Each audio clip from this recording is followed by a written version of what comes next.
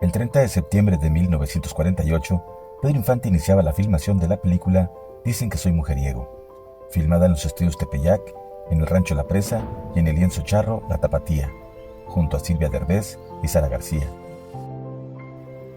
Días después de culminar la filmación, estaría preparando las maletas para visitar tierras venezolanas, donde ya contaba con una gran cantidad de admiradores gracias al éxito de sus canciones y películas.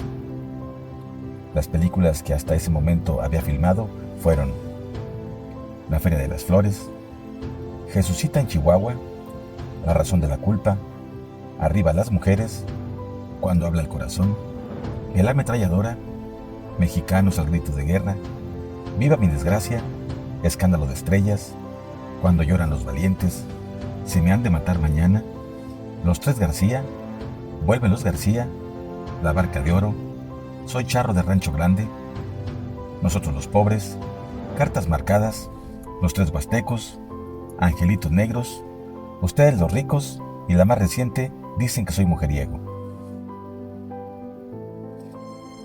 A las 7 de la mañana del miércoles 17 de noviembre, arribaba al aeropuerto de Maiquetía para luego trasladarse a la esquina de Padre Sierra en el centro de Caracas y saludar a su público desde el balcón de Radio Continente, emisora donde debutaría al día siguiente junto al trío Janitzio. María Luisa León, esposa de Pedro, recordaba que por teléfono su esposo le decía que había sido muy bien recibido, pues la gente empezaba a quererlo por aquellos lugares.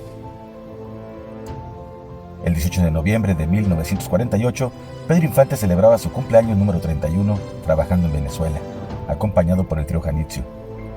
Después de ser entrevistado por el diario Últimas Noticias, se presentó a las 8 de la noche en Radio Continente, en el programa Atracciones de Lucky Strike, al mismo tiempo que en Estación Caracas se presentaba una cantante nueva de nombre Celia Cruz, y en la Estación Venezuela se presentaba su paisano Juan Arbizu. Estoy encantado de encontrarme en Caracas, ciudad que visito por primera vez, de la cual ya tengo muy buenas impresiones. Así declaraba Pedro a la prensa de aquellos entonces, al tiempo que solicitaba que llegara hasta el público venezolano su saludo cariñoso. Espero que mi presentación caiga bien y haré todo lo posible por complacer a los que me dispensen la gentileza de oír mis canciones. Y efectivamente así lo hizo, a pesar de que sus presentaciones en la radio y en el cine Alcázar se vieron afectadas a partir del 24 de noviembre debido al estallido de un golpe de Estado, perpetrado por un grupo de militares encabezados por Carlos Delgado Chalbau, Marcos Pérez Jiménez y Luis Felipe Llovera Páez. Golpe de Estado que dieron en contra del presidente de la República, Rómulo Gallegos. Eran las 6 de la tarde del 24 de noviembre cuando hubo toque de queda, a causa del golpe de Estado, deteniendo todas las actividades artísticas. Seguiríamos enfadando nosotros un rato más, porque si no nos agarra el toque de queda y nos quedamos. Así es que, muchas gracias por su aplauso y creen ustedes que no seguimos enfadándonos. Los planes que tenía Pedro Infante de presentarse todo un mes se vieron suspendidos debido a los disturbios políticos en Venezuela. Un golpe de Estado ocurrido el 24 de noviembre contra el gobierno de Rómulo Gallegos, presidente constitucional, quien fuera derrocado en los días en los que Pedro Infante y Celia Cruz debutaban. Los disturbios políticos obligaron al cantante mexicano a cancelar su gira. Pedro planeaba cobrar 5,000 bolívares por cada presentación, pero la situación en Venezuela fue bastante peligrosa para el cantante, tanto que cuando le hablaba por teléfono a su esposa, le recomendaba que no tuviera miedo, que no se alarmara por lo que dijeran los periódicos. Dame tu bendición, viejita, yo estoy muy bien. Del poder de Dios te valga, Pedro, le contestaba María Luisa.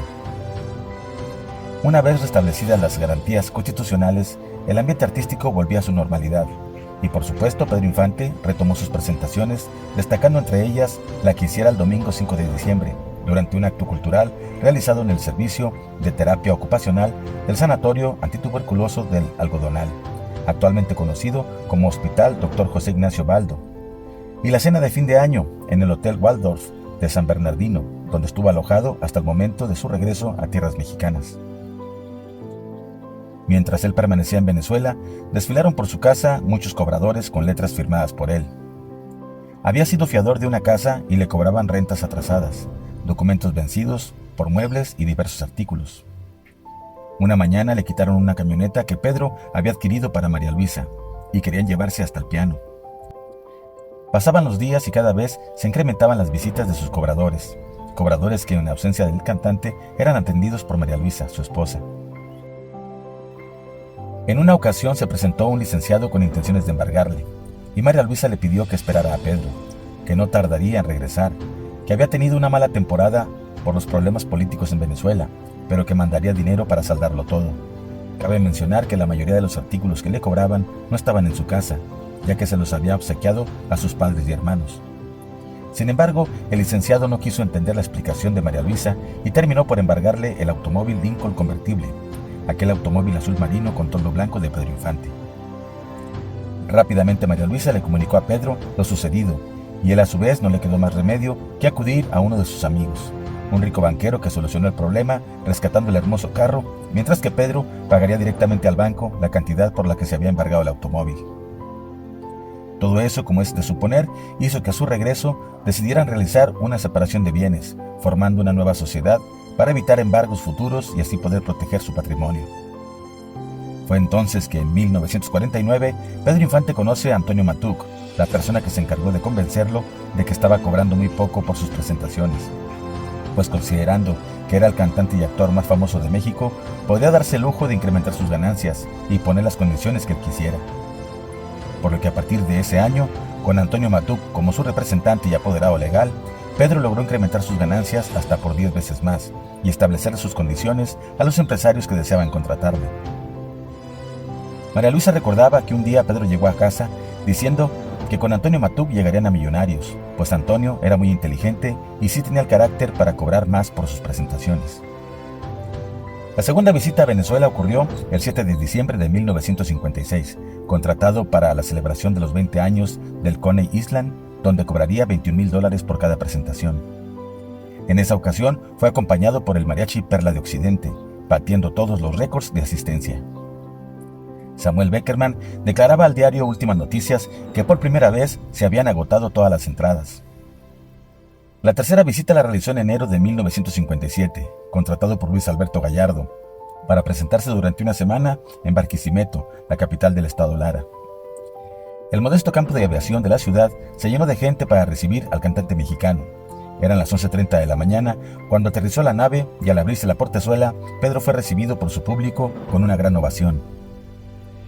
Pedro Infante y Luis Gallardo llegaron a bordo de un Cadillac convertible hasta el Hotel Lara, lugar donde se hospedó permaneciendo ahí hasta por 8 días, utilizando un cuarto para él y otro para sus aparatos de gimnasio, ya que hacía ejercicio todos los días.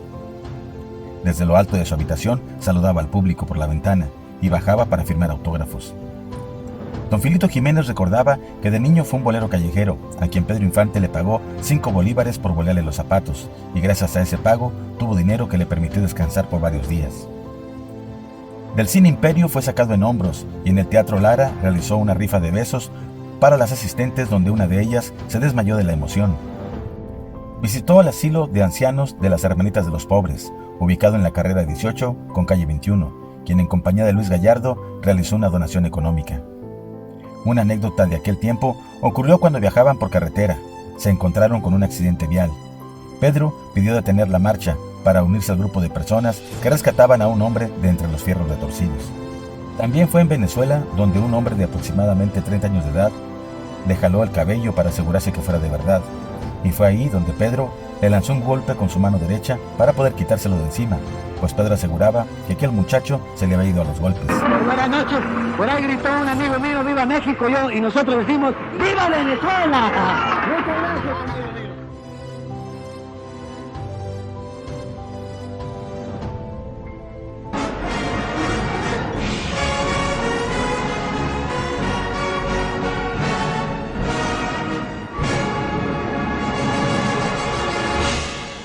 El Rincón de las Historias.